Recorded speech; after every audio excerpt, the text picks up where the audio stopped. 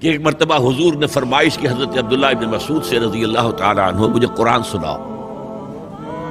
انہوں نے عرض کیا حضور آپ کو سناؤں، آپ پر تو نازل ہوا ہے۔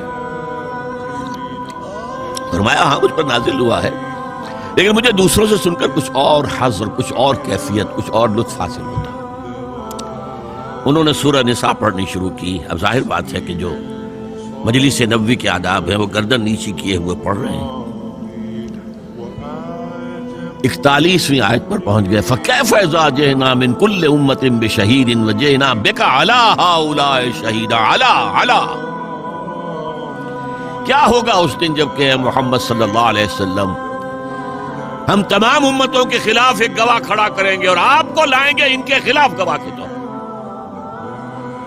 جب اس آیت پر پہنچے حضرت عبداللہ ابن مسعود، حضور نے فرمایا حسبک حسبک حسبک، بھائی بس کرو بس کرو بس کرو۔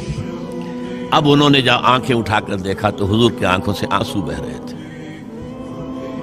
مجھے اپنی قوم کے خلاف گواہی دینی ہوگی۔